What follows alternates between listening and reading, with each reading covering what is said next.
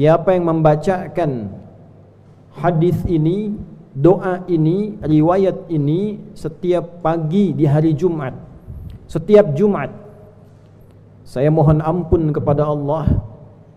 Allah satu-satunya Tuhan yang saya pertuhankan, yang selalu hidup, yang selalu menegakkan perhatian dan aturannya. Saya bertobat kepada Allah atas segala dosa yang pernah saya kerjakan.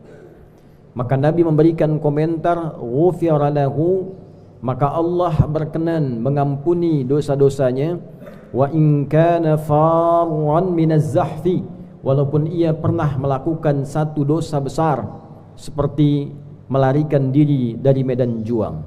Ya ibadallah, ahbaballahi wa ahbaba rasulih sallallahu alaihi wasallam, usi nafsi wa iyyakum bitaqwallahi faqad fazal muttaqun, fala tamutunna illa wa antum muslimun.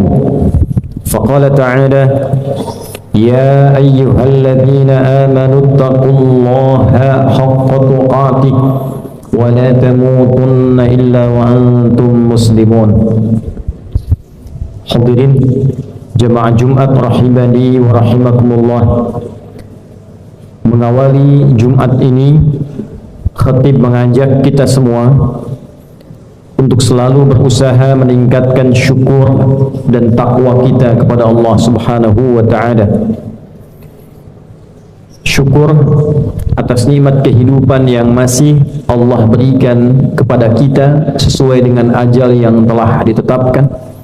Syukur atas nikmat iman yang telah diberikan kemampuan oleh Allah kepada kita untuk mempertahankan sampai Jumat ini, di tengah sebagian hamba yang masih beraktivitas, masih hidup namun belum mampu beriman. Syukur atas kesempatan yang Allah berikan pada kita membuktikan keberimanan itu dengan menunaikan ibadah Jumat berjamaah. Semoga Jumat ini dijadikan oleh Allah Subhanahu wa ta'ala sebagai Jumat yang berkah, Jumat yang melahirkan perubahan kebaikan dan kemuliaan untuk kita semua. Hadirin, terdapat dalam satu riwayat yang disampaikan oleh Imam Al-Hakim An-Naisaburi dalam kitabnya Al-Mustadrak bis-Sahihaini, kitab hadis yang disusun sesuai dengan persyaratan Al-Imam Al-Bukhari dan Al-Imam Muslim rahimahumallahu ta'ala.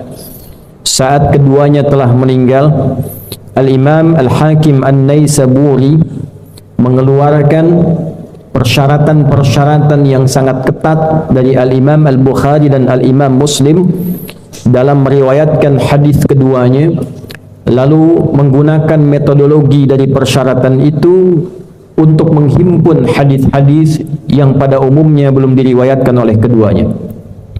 Maka di nomor hadis 1908 yang tersambung sanadnya pada sahabat mulia Abdullah bin Mas'ud radhiyallahu taala anhu, didapatkan satu keterangan hadis dari Nabi sallallahu alaihi wasallam ketika beliau bersabda, "Man qala dubura kulli salatin astaghfirullah alladzi la ilaha illa huwal hayyul qayyum wa atubu ilaihi ghufira lahu wa in kana farran minaz zahfi."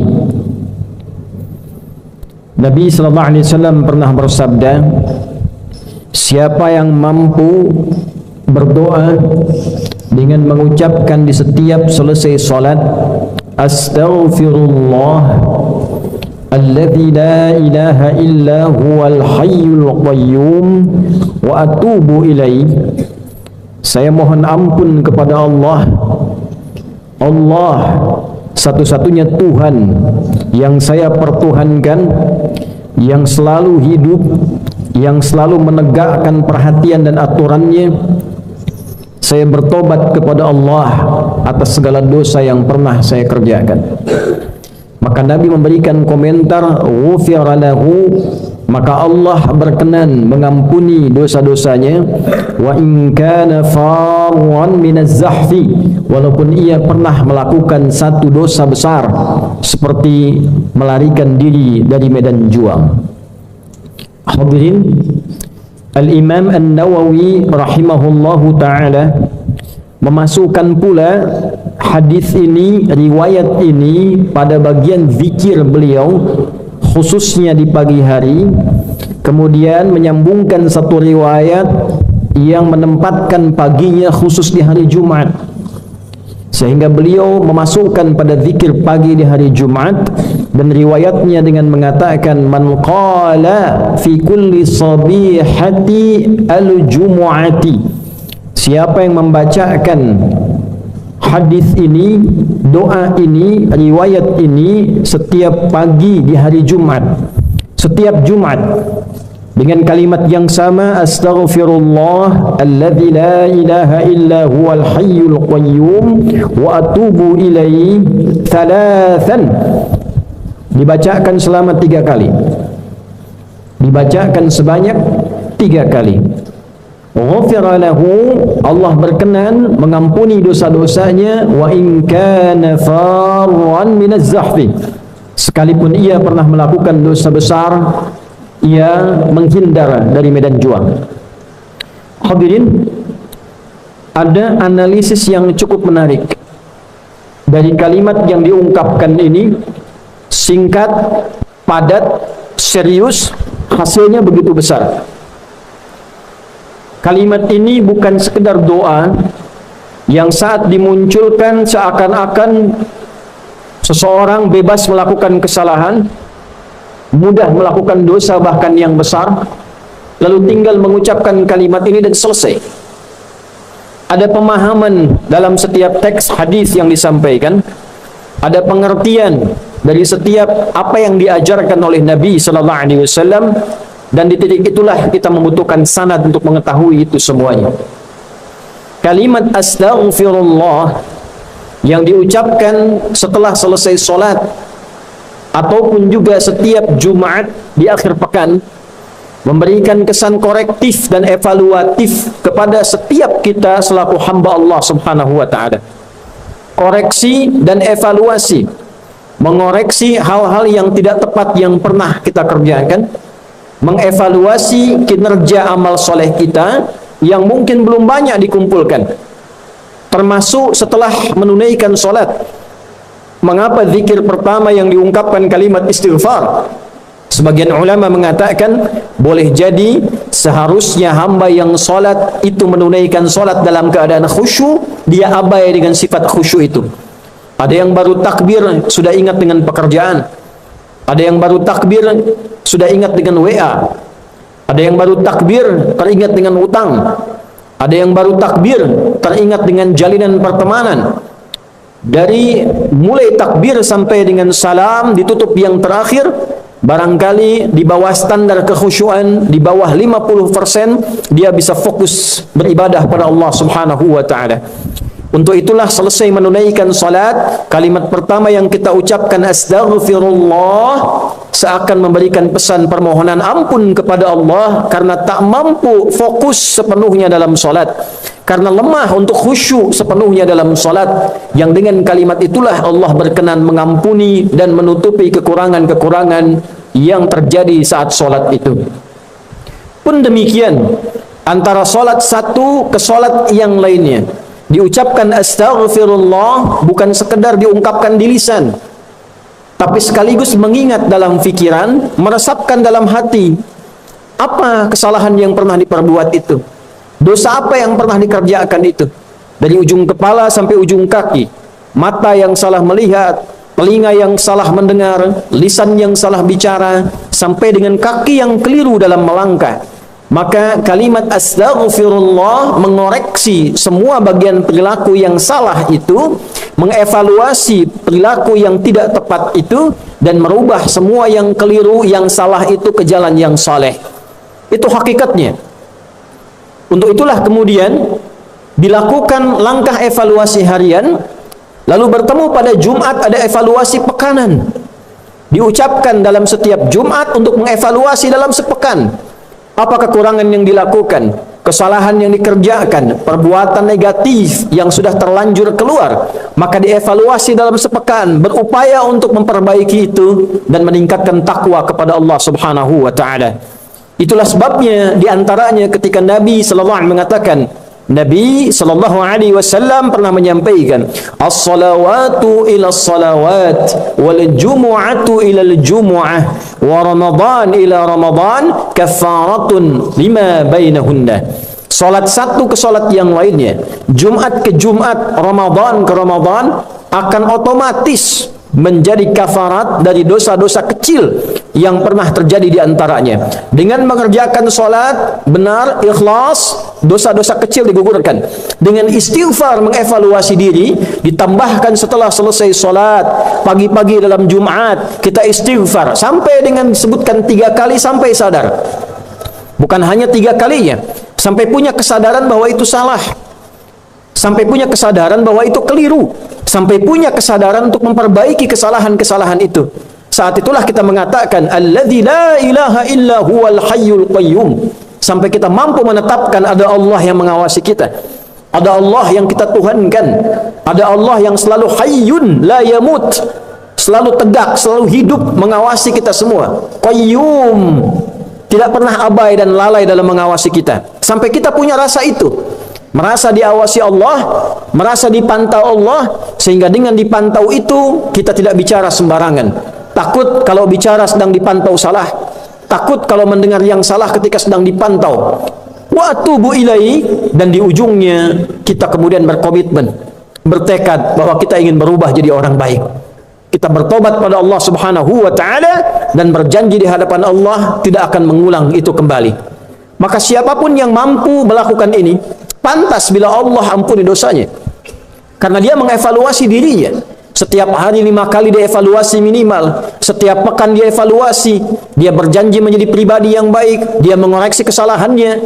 Pantas Nabi mengatakan, kalau ada orang yang melakukan itu, bekerja dengan benar dan mempertahankan itu sampai dia wafat, maka Allah Subhanahu wa taala berkenan menganugerahkan kebaikan-kebaikan dalam hidupnya di dunia, di alam kuburnya terjaga, dan dimuliakan saat kembali pada Allah Subhanahu wa taala dalam kebaikan. Untuk itulah Al-Quran menampilkan waktu-waktu tertentu untuk berzikir istighfar ini. Ada yang menjelang subuh disebut dengan sahar, jamaknya ashar. Di Al-Quran surah ke-51 di ayat ke-18 Allah menyampaikan wabil ashari hum yastaghfirun.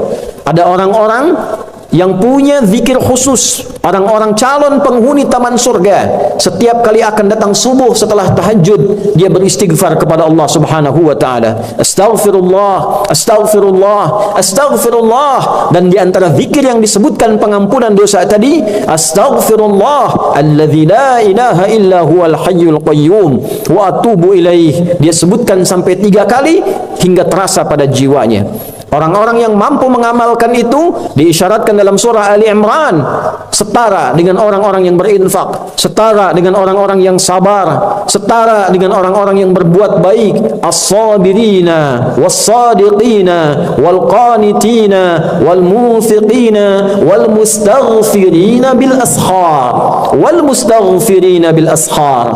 Orang-orang yang rajin istighfar, rajin mengevaluasi diri, rajin memohon ampunan menjelang fajar, maka Allah setarakan seperti halnya orang-orang yang infak, orang-orang yang sabar, orang-orang yang khusyuk, dan orang-orang yang senantiasa dekat dengan Allah Subhanahu wa taala. Ada lagi yang memahami bahwa amalan-amalan itu menghadirkan kemuliaan-kemuliaan. Rajin istighfar juga berpotensi menambah kepercayaan Allah untuk memberikan titipan harta kepada kita.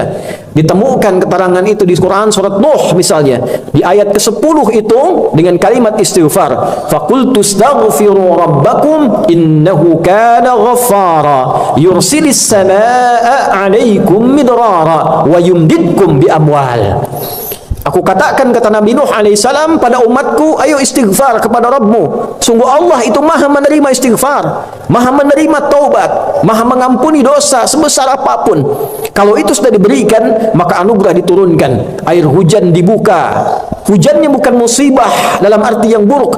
Hujannya turun dengan rahmat, hujannya kebaikan, hujannya menghilangkan, meringankan panas, menghilangkan penat, menghilangkan debu-debu yang menghadang. Wa yumdibkum bi amwal. Setelah itu Allah tambahkan harta benda supaya kita bisa ibadah dengan harta itu. Itulah sebabnya kenapa di Ali Imran disetarakan dengan munfiqin. Ketika hartanya datang, maka orang rajin istighfar, gemar berinfak. Bukan sekedar tambah harta, tambah mewah, tambah foya-foya, tidak.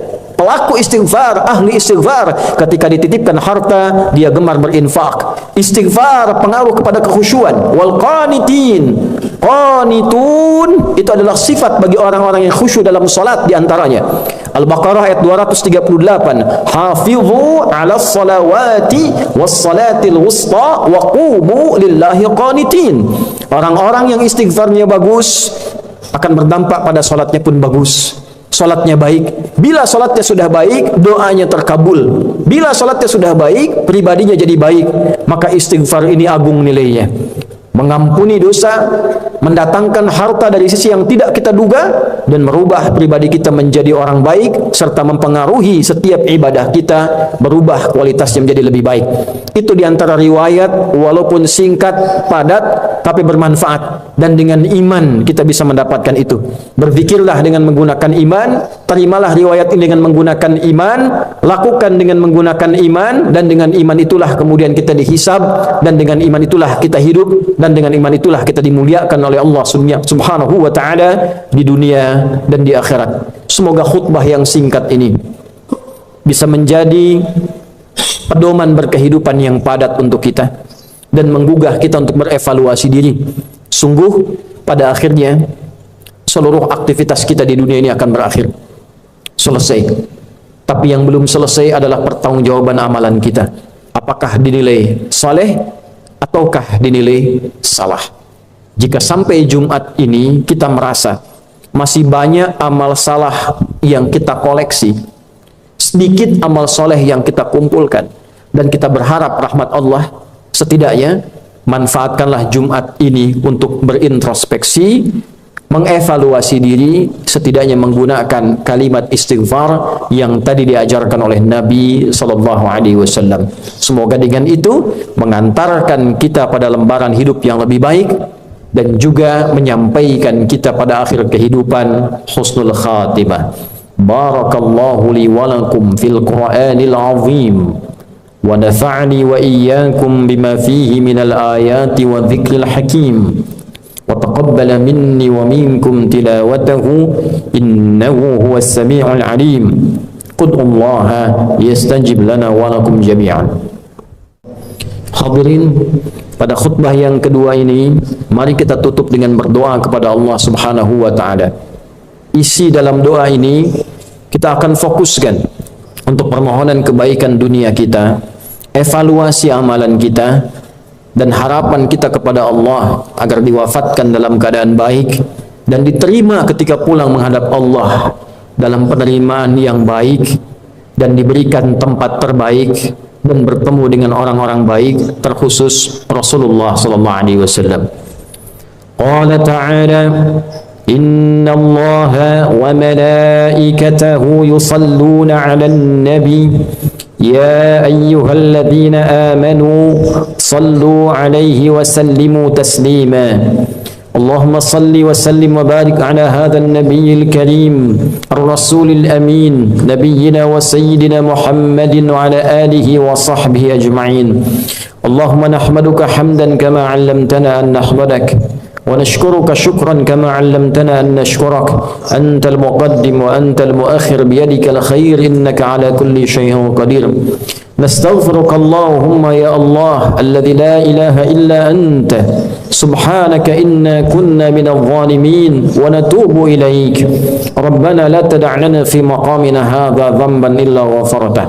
Ya Allah, jika ada hambamu yang menunaikan Jumat saat ini, di tempat ini khususnya datang membawa dosa seberat sebesar apapun, maka mohon ampuni seluruh dosa-dosa kami ya Allah. Wala hamman illa farajtah, jika ada yang datang membawa kegelisahan, mohon tenangkan hatinya. Wala asiran illa yasartah, jika ada yang datang membawa kesulitan, mohon ringankan dan hilangkan kesulitan hidupnya. wala maridan illa syafaitah. Jika ada yang hadir saat ini engkau uji dengan penyakit, mohon angkat dan sembuhkan penyakitnya. Wala dainan illa qadaitah. Jika ada yang sedang terlilit oleh utang piutang, mohon limpahkan rizki kepadanya untuk melunasi utang-utangnya. Allahumma ya arhamar rahimin, ij'al jam'ana hadha jam'an marhuma wa tafarruqana min ba'dihi tafarruqan ma'suma. Jadikan pertemuan kami di Jumat ini menghimpun kebaikan dan kekeluargaan di antara kami, dan bila pun kami mesti berpisah, jadikan perpisahan kami mempertemukan kami dalam pertemuan yang lebih baik dibandingkan dengan hari ini. Allahumma ij'al baqiyata hayatina hayatan thayyibah wa akhira wafatina husnal khatimah. Ya Allah, jadikan lembaran baru kehidupan kami lebih baik dibandingkan hari-hari sebelum yang telah kami lalui. Dan bila pun kami mesti kembali kepadamu kapanpun waktunya, wafatkan kami dalam keadaan husnul khatimah. Tawaffana muslimin biqauli la ilaha illallah Muhammadur Rasulullah. Wafatkan kami dengan kemampuan di lisan kami untuk mengucap kalimat la ilaha illallah Muhammadur Rasulullah. Wa ajib kalimatana biqaulika ya ayyatuhan nafsul mutmainnah irji'i ila rabbiki radiyatan mardiyah fadkhuli fi ibadi wadkhuli jannati. Ya Allah, maka jawab kalimat kami dengan panggilanmu yang indah. Hei jiwa-jiwa yang tenang, cepat pulang kepadaku. Aku ridha dengan seluruh amalmu, engkau pun akan ridha dengan pemberianku. Masuk dalam golongan hamba-Ku, aku siapkan surga untukmu. Allahumma ij'al nahnu ya Allah, Allahumma ij'alna nahnu ya Allah habibi Sayyidina Muhammad sallallahu alaihi wasallam. Ya Allah, jadikanlah kami di antara umat-umat Nabi yang sangat mencintai dan menghadirkan cinta kepada Rasulullah sallallahu alaihi wasallam. Wahfadna wahfad biladana Indonesia, waj'al biladana baldatan tayyibatan wa anta tarbaha. Ya Allah, mohon jaga kami ya Allah agar istiqamah dalam kebaikan, dan mohon jaga negeri kami Indonesia, dan jadikan Indonesia negeri yang penuh dengan rahmat darimu, dan kau jaga dari berbagai macam penyimpangan. Wahdi umara'aha liyahtadu ilaika wa liyakhaffifu hisabahum yaumal qiyamah. Dan mohon berikan hidayah ya Allah, berikan hidayah kepada para pemimpin kami di level atas sampai yang rendah, agar berpegang teguh ya Allah pada nilai ketakwaan kepadamu demi meringankan hisab mereka di akhirat kelak. Wahfad ulama'ana waj'alhum mukhlashina lakad-din. Ya Allah, dan jaga para ulama kami dengan kesehatan, keikhlasan, ketakwaan dalam menyampaikan risalah dakwah mereka. Allahumma barik hadhil madrasah akhyar wa ma'had mira ya arhamar rahimin wa man fiha wa muassisihi wa mu'tamiri. Ya Allah, berkahi madrasah akhyar ini, ma'had mira, dan seluruh yang mendirikan, seluruh yang menjaga, menghidupkan, dan ikhlaskan kami untuk mendapatkan ridhamu ya arhamar rahimin. Allahumma unsur ikhwatana fi Palestin, Allahumma unsur ikhwatana fi Palestin waj'al ahya'ahum mujahidina fi sabilik wa mautahum syuhada wa alhiqna ma'ahum fi rahmatika ya arhamar rahimin. Ya Allah, anugerahkan pertolongan terbaikmu pada saudara-saudari kami di Palestina. Jadikan setiap yang hidup di antara mereka sebagai pejuang ikhlas karenamu, dan jadikan setiap yang wafat syuhada dalam pandanganmu, dan sertakan kami bersama mereka dalam rahmat yang telah Engkau tetapkan. Rabbana atina fid dunya hasanah wa fil akhirati hasanah wa qina adzaban nar. Wa sallallahu ala sayyidina Muhammad wa ala alihi wa sahbihi ajma'in. Nastaghfirullahal azim alladzi la ilaha illa huwa al hayyul al qayyum wa natubu ilaihi walhamdulillahi rabbil alamin.